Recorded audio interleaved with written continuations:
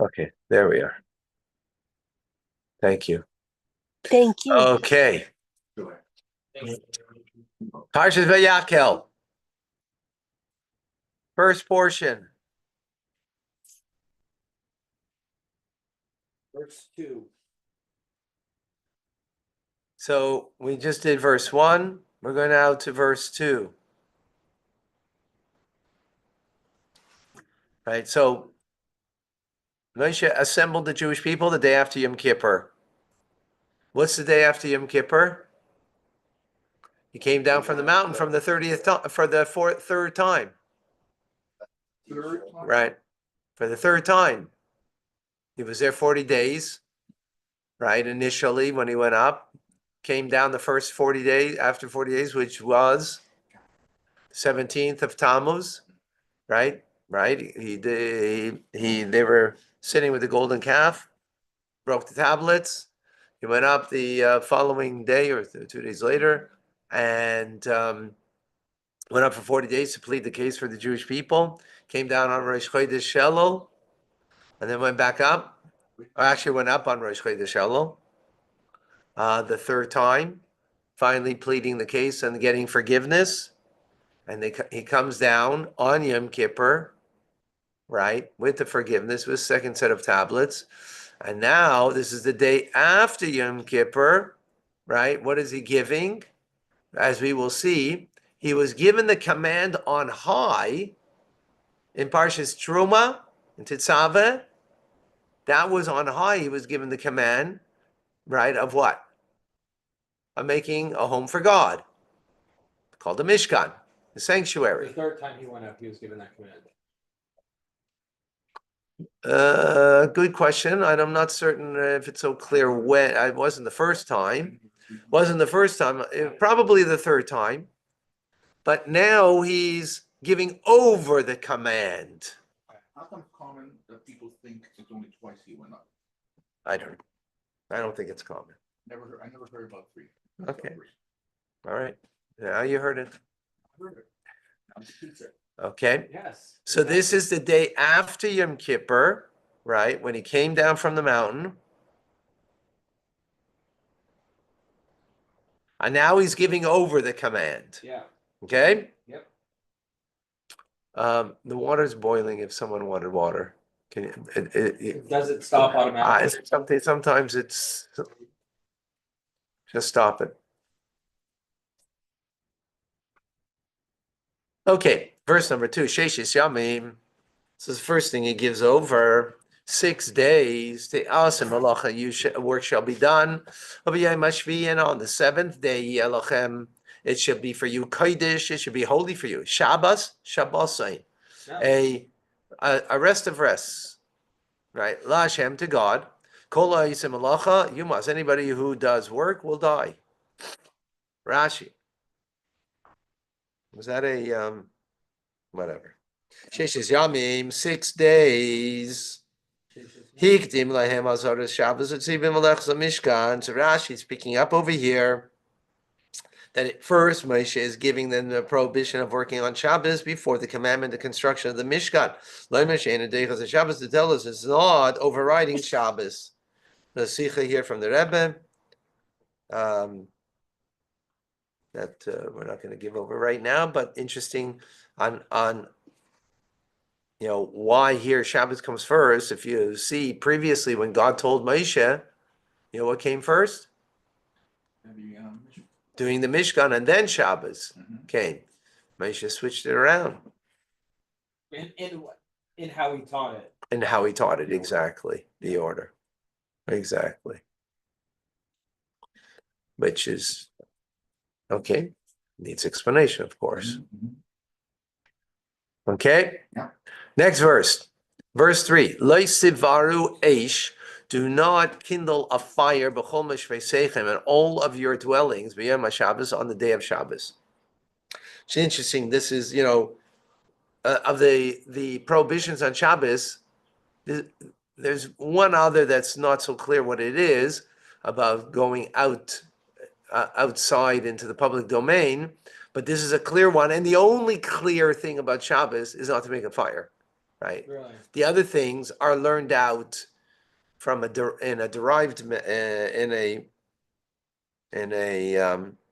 the oral Torah, not in the written words. Let's see Rashi. Rashi. Verse number 3. You should not kindle a light, a fire. There are those of the sages who say, the kindling of fire went out of the general category to teach us a negative commandment. And those who say, they went out to divide and make a distinction. I'm not going to go here through there's, in other words, so the question becomes, why is the Torah specifying this mitzvah, or this prohibition rather, right? Yeah. There's 39 categories you're not allowed to do. And Torah is only telling us one of them openly. So there's a debate amongst the rabbinic authorities, the sages, right? Is it in order to teach us about the rest of them?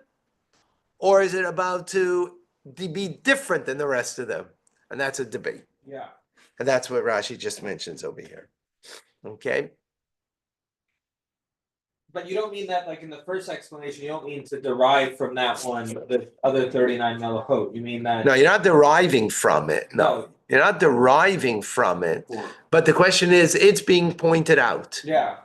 So the obvious question is why? Yeah. Right? Yeah. We know from the oral tradition that there's 39. This Yeah. is only one of the malachas, of the works you're not allowed to do. Yeah. So why is the Torah telling us this specific? Is it to teach us about everyone else?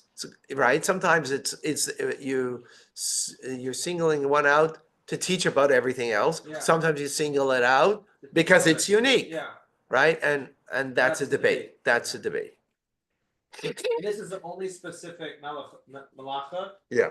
that's mentioned in the written Torah. Exactly. Well, yeah. 39 overall. And specifically here. Okay, Moshe said Al Kol Adas to the entire Adas community, Bnei Israel of Israel, Lamar, saying, this is the thing that Hashem commanded, saying, Hashem li Lamar lachem, that he said to me to command to you, right? Now he's giving them the command. Right, he prefaced about Shabbos, which God also had commanded, which is interesting. But this is a command that I should give you over. That this is what you need to do. You should take from yourselves truma, an offering, a contribution, la Hashem, to God. Kol nediv libai, all those that have a giving heart. They should bring it as trumas Hashem, the offering, the contribution of God, zahav from gold, kesef from silver, menacheshes from copper. Rashi nediv libai, right? A generous heart. Says Rashi, al shem shelibai noidvai, because his heart makes the person generous. Kori nediv lev, that's why it's called one who is generous of heart. Question? Yeah. Do the laws of Shabbat have anything to do with the raising of the building of Mishkan? Is it associated? Yeah, you don't do it on Shabbos. But I mean, everything in steps that you do to build the Mishkan, Yes. you can't do on Shabbos. So Exactly. That's what's. That's the juxtaposition between the building of the Mishkan and Shabbos. So you don't do malacha on Shabbos. That which you do in the Mishkan to build it. Those 39 categories, you do not do it on Shabbos. Exactly. So I don't get what the. But Rashi is not saying that. So Yeah, what's he saying? I don't get what he's saying here. It seems like he's just stating the obvious. yeah, that's what it seems to me also. Yeah. Thank you for teaching me that.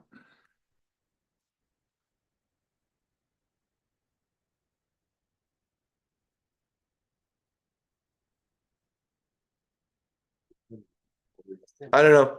I'm not clear. Good question, because it sounds like the words generous of right. The generous of his heart, the generosity of his heart. You've already- So like, is so Rashi just saying that it's his heart that's making him generous. Well, isn't that what the words are saying? I don't know. So you think he already explained it? So No. Now he's saying something different. I've already explained the contribution of the Mishkan and the construction of Makom Sabasam, where they were commanded. Right, they were commanded in Truma, Tzitzava, and Kisisa. Right, they're not here. It's being given over the command to the Jewish people. Okay, I understand now. Okay, So we learned that before relatively. right. So that's why Rashi's not going to explain over here, which he already did explain. Right. So there's going to be a lot of verses without Rashi because, again, Rashi explained this in Parshas Truma. Verse number 6. And wool that's dyed turquoise, vargamon and purple, viselas shani and scarlet, vishesh izim and linen of goat hair, iris ve'elim and the skin of a ram, ma'adamim that's red, that's dyed red, va'iris chashim and the chashim skins, the atzei shitim and acacia wood. Right, Rashi explained, for example, the acacia wood. He explained, like, where'd they get that from, right? So he told the whole story about Yaakov, right? Shemin lama'or, oil for the luminary, right, to light in the menorah. Psalmim and spices, l'shemin hamishcha, for anointing oil, l'keter sasamim, for the incense offering. V'avnei shoyam and stones, onyx stones, v'avnei miluim and insert stones, la'ephod for the ephod, v'lachoshin and for the breastplate. Kol chachmei leiv, v'chol chacham leiv, and all wise-hearted bachem amongst you, yavayu, shall come forward, v'yasu is kol asher tziva Hashem, and do everything that Hashem commanded. Es mishkan es haloi, the tabernacle, right, the mishkan, es haloi, and its tent.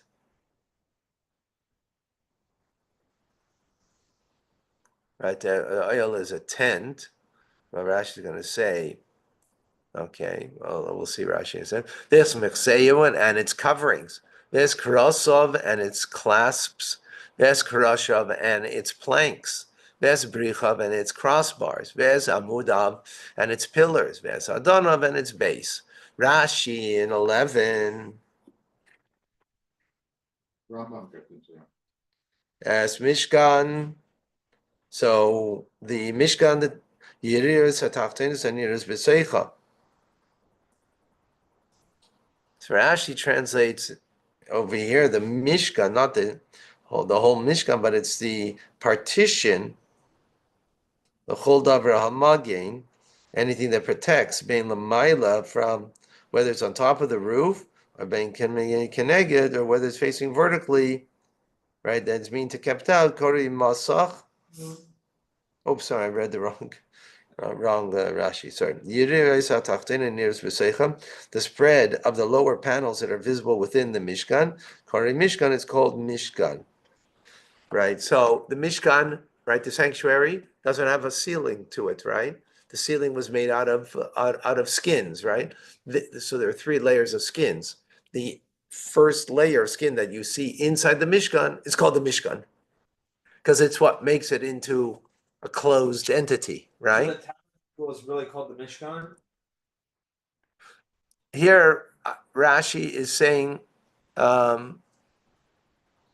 using the word Mishkan, where we usually mean the whole tabernacle. Yeah. Rashi is saying it's not the tabernacle, right? It's the tapestry. There's 3 layers of tapestry on top. Yeah. It's the lower one that you see inside the Mishkan. Inside the sanctuary. The lowest level. But then what's the whole thing called? I thought it's called Mishkan. But then this is he's referring to the lowest. So why Rashi? What forces Rashi to say? Because I guess it's all the details over here, right?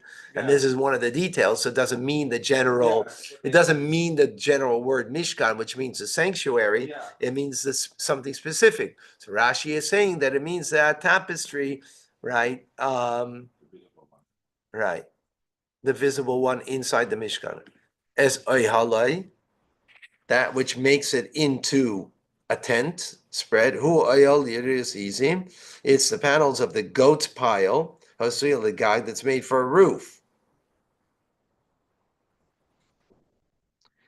Right? No, that's the top one, right?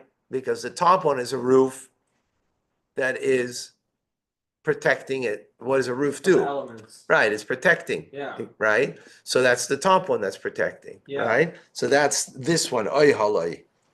And then it's Okay. michsehu, it's cover. This is the third one. Michsei oiros elim atachoshim. This is the hides of the rams and the techoshim. It's not talking about the middle one, but. So he's saying that all these offerings that were brought, like the wool, the linen, the goat hair, the ram, the skin, that's for the cover, the outer layer, and then the inner like the innermost layer. Well, now we're just speaking about the covering on top of the Mishkan, Well, right? that's only verse 11. Yeah, that's what we're speaking about. So he's kind of showing where all these things that are being listed out are going. Yeah.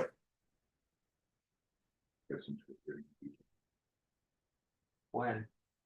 Recently? I don't know, I just know they do. Okay. Every measuring is everything. Okay.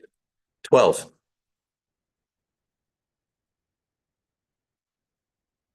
As Arain, the ark, is Badab and its poles, as Kapairis, its cover, as Paharech is a Masach, and the partition, the curtain, there was a partition, 12 in Rashi.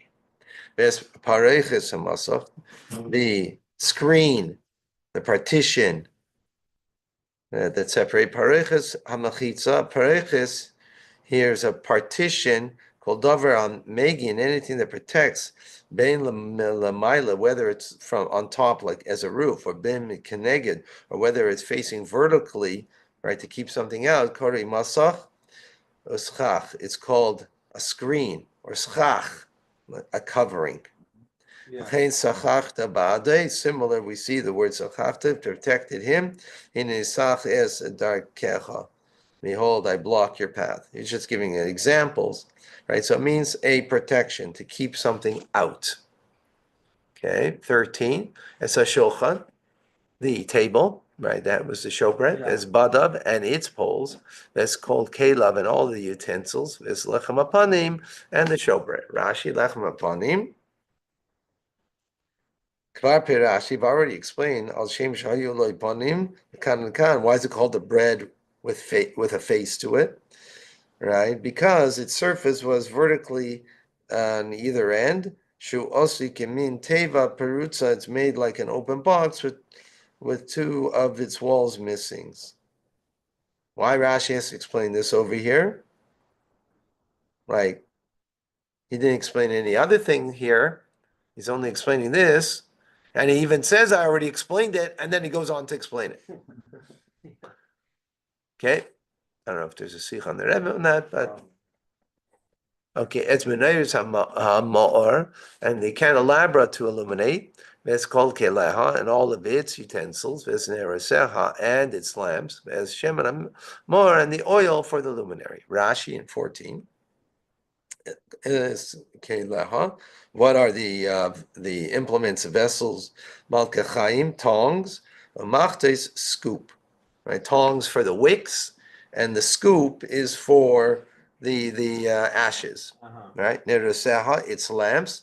Lutzij balaz. Lutzij in Old French. There's a sikha from the Rebbe that explains. I remember learning a long time ago. I don't remember details now, but this Lutzij's balaj is in many different places. Rashi, some places says it, and some places he doesn't say it. Translates it, and by the distinction one place or another is in why. So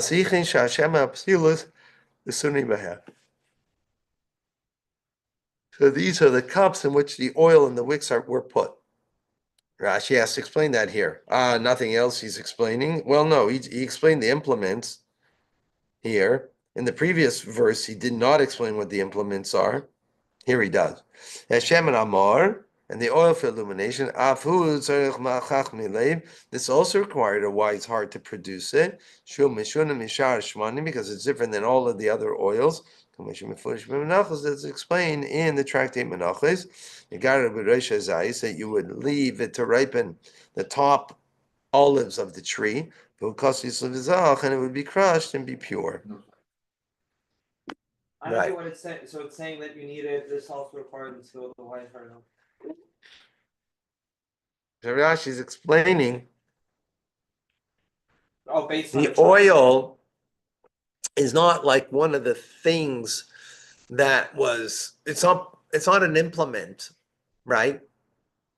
So I guess he's explaining why is this part of the wise men that they have to do, right? We started off this whole thing that from the wise men should come forward to make these things, Yeah. right? No, the generous heart of man. No, generous is what gave, but then there was in verse.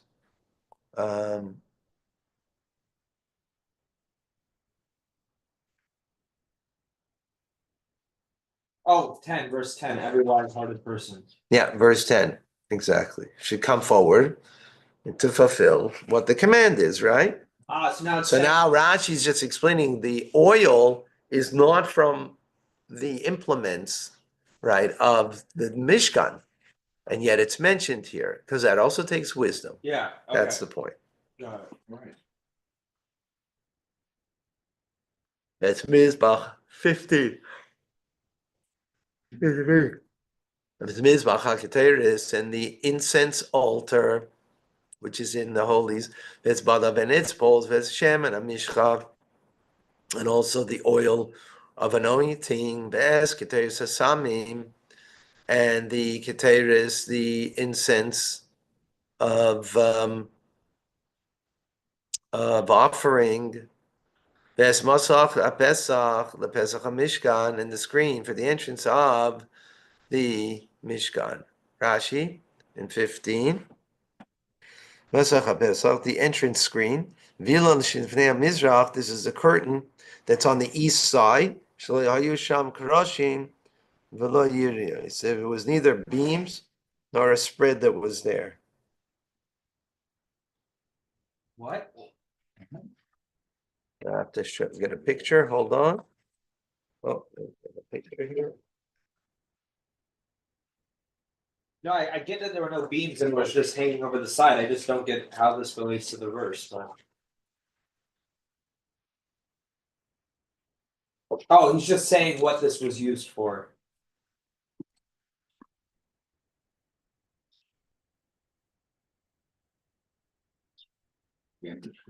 Yeah, he's just saying what the screen is. Here's the screen.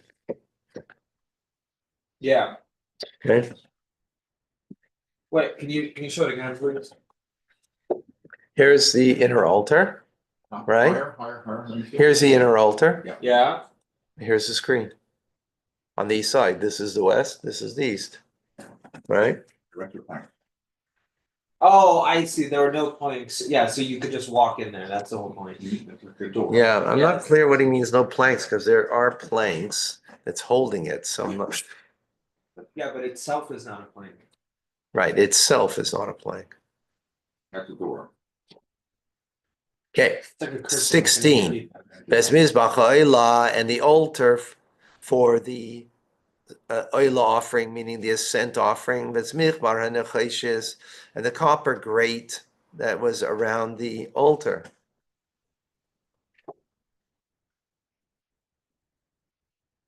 Over here you see, and the poles. That means to wash. That the poles were, see, there's a grate that goes along it.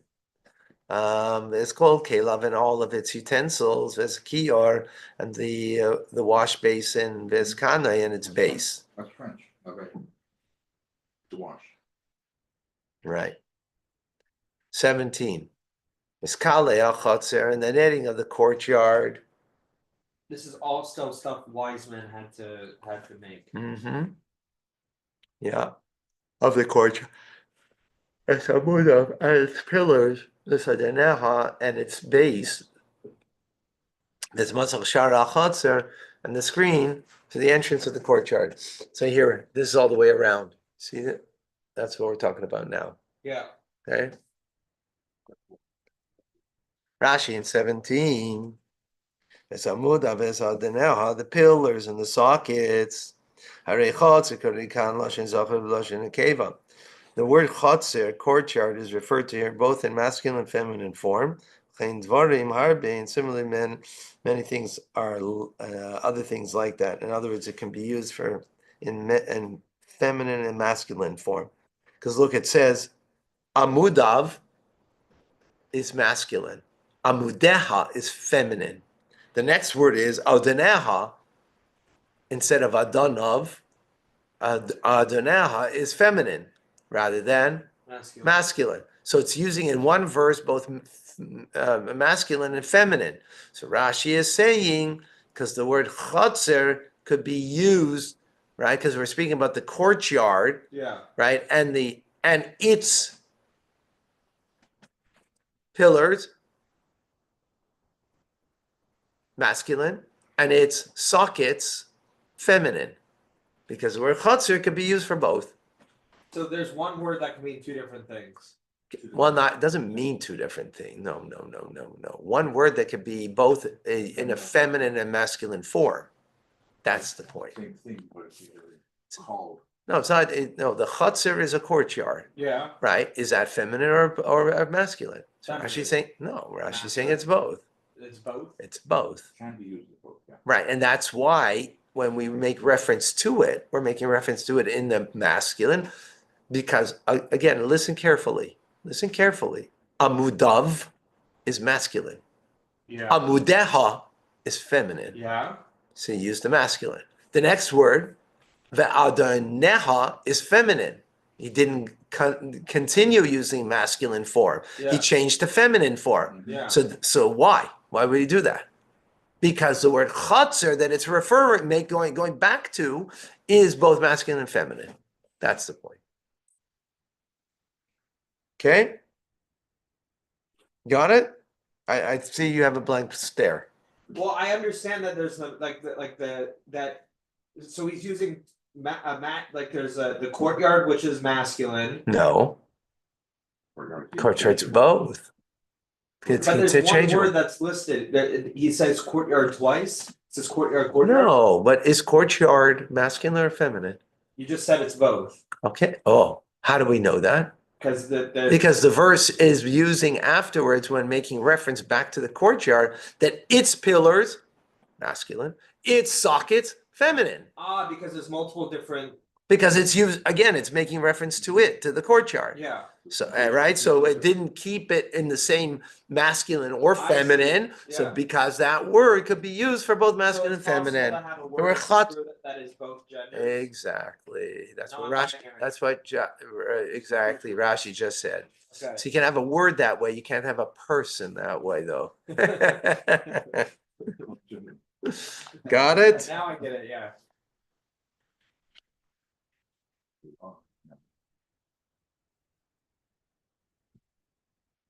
Okay. Next Rashi in 17. That's Masach. Shara Chotzer, and the screen of the gate of the courtyard. Viloin Pars Litzada Mizrach. The curtain that was spread on the eastern side. Esrim Ama Nimtsois Shel Rechav Chotzer, across the 20 middle amas of the width of the courtyard. Shaya Chamishim Rechav, that the courtyard was 50 amas wide. Vesosum Eimena Litzad Sofan Chamish Esrei Ama, and 15 amas were closed off on the north side. And likewise to the south side. The 15 amos. We don't have the picture over here, but he's talking about on this side over here. The whole entire, and it's also not the length, just the width. The length is more. I don't have a picture here. But over here, right? This is the east side. This is the west side, right? Yeah. So here you see it's completely closed, right? Here is completely closed. On the east side, you had 15 coming in on each side. Yeah. That made it 30. And you had 20 left over because this is 50 across, right? That's the screen he's speaking about, the 20 that was So open. it's really shaped like a square then. No, You're saying No, it's not a 50? square, no, rectangle. rectangle. And it's also the west side is equal to the east side in measurement. Right, but it was open differently, and that's what he So the explains west over side here. was 50, the east side was 50, but there was a 20 cubic opening.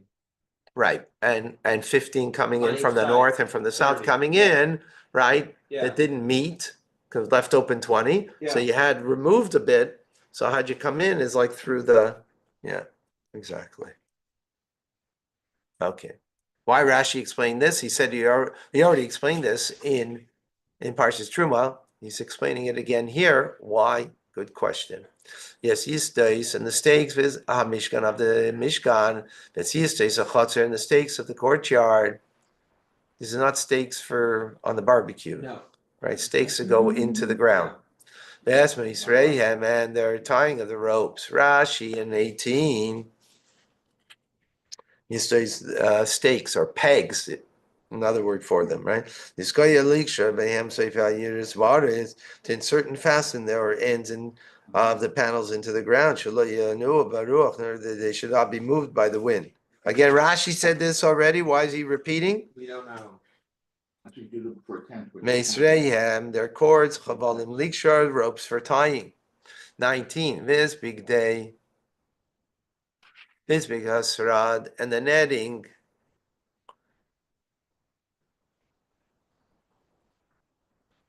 Lisharis Bakodesh to use in serving in the holy, Viz Big De'al Kodesh, and for the holy clothing, La'arein for Aaron HaKoyin, Viz Big De'vanav L'chayin, and the clothing for his sons in order to minister as Kohanim.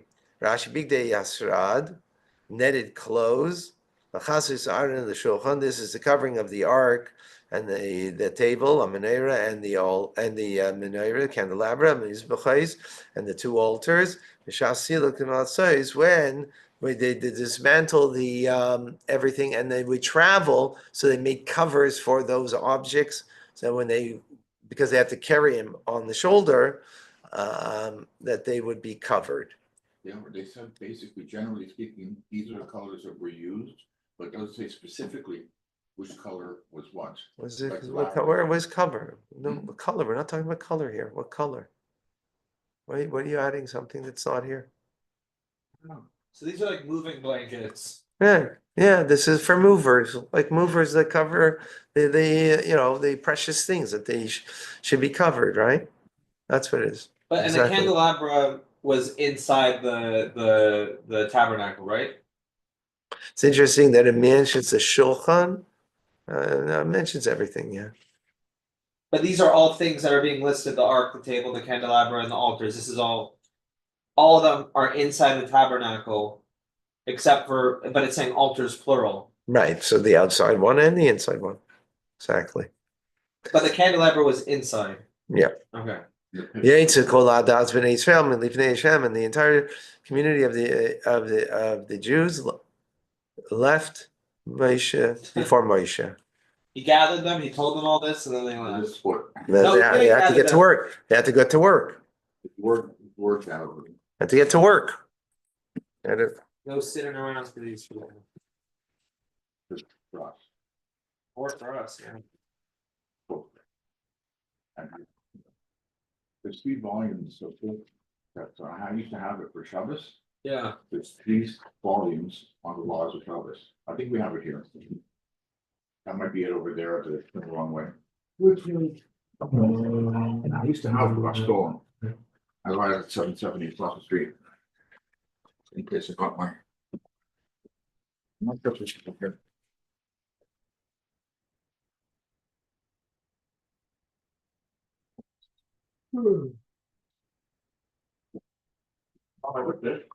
I'm just looking up the Sikha over here, okay? Needs. Oh, here they are. Henry. Follow the laws. Yeah. It's not just don't do this, don't do that, don't do this. It's very. There's 68 chapters. Okay, David, we're online right now. Okay. Yes, sir. There's not.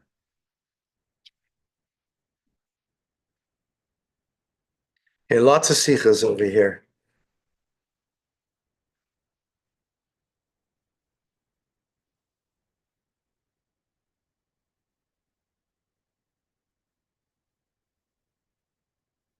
So remember the very first Rashi?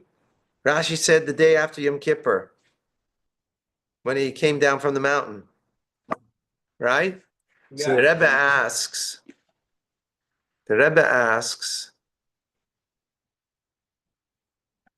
um,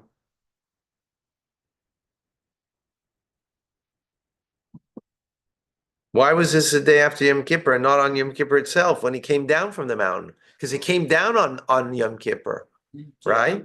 So why was it on Yom Kippur itself? You just said he came down on Yom Kippur. But he said. Yeah, so then why did he gather them right away? Right away, yeah. Gather them right away, Yeah, but he waited a day. right? That's true.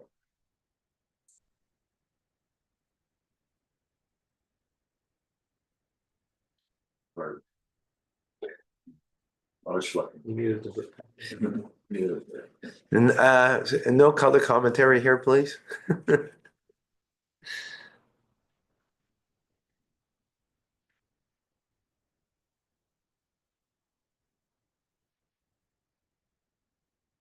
Hmm.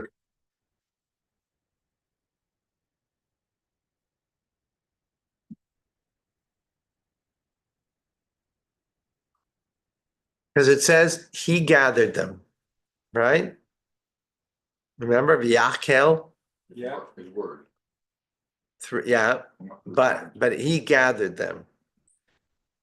So if it was Yom Kippur itself,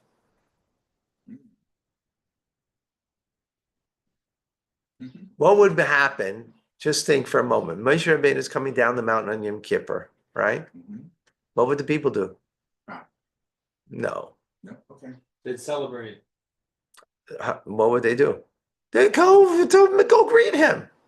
Moshe Rabbeinu is coming down the mountain. Gather them. He didn't have to gather them. They would come on their own. Yeah.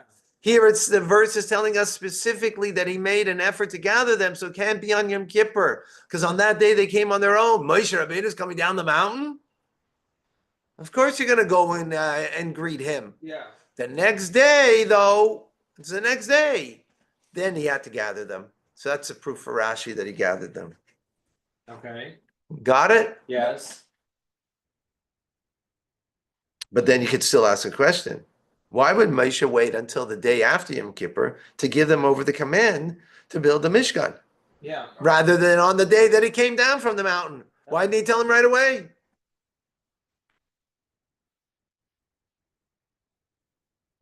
So, wow. So the Rebbe says, because when Moshe came down the mountain on Yom Kippur, and with him, what did he have? What did he have?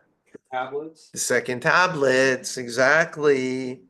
Right? And not only the second tablets, but the giving over to them that they had been forgiven for the sin of the golden calf. Yeah. Right? Together with that, that's what makes it Yom Kippur, a day of atonement, right? Because they are being forgiven that day. Yeah. Right? It wasn't a time to give over the new commands, right? Because they were all, involved in the forgiveness and the receiving of the Torah, right? They're getting now the tablets. So that, to they're in a mode of forgiveness, of accepting the Torah. So only the following day, then he would give over the command to them. So what does this teach us? What's the lesson? You don't command someone when you're forgiving them. They spent the whole day being forgiven. Or like each needs its own proper time.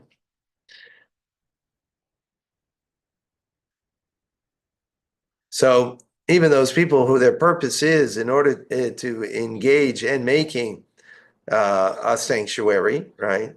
To be involved in the worldly things, to transform the world into a sanctuary for God. that cannot be an exchange for their study of Torah. Right? You have to set for yourselves times to study and engage in Torah. And, well, just listen. Right?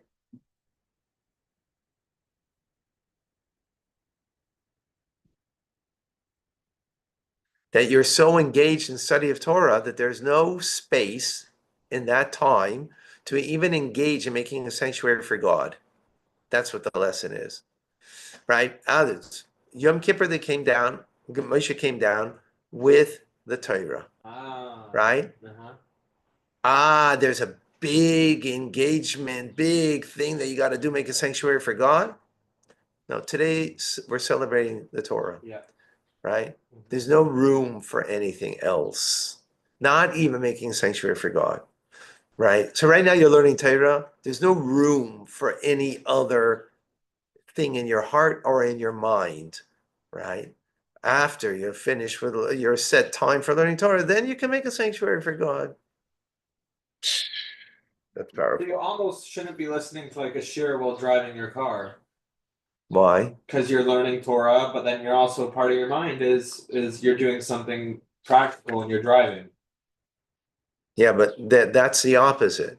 There you're engaged in making a sanctuary for God because you're engaged in worldly activity. In that worldly activity, you're bringing in Torah into it. That's okay. We're saying the opposite though. Yeah. That what Yom Kippur was when he came down with the tablets, Torah.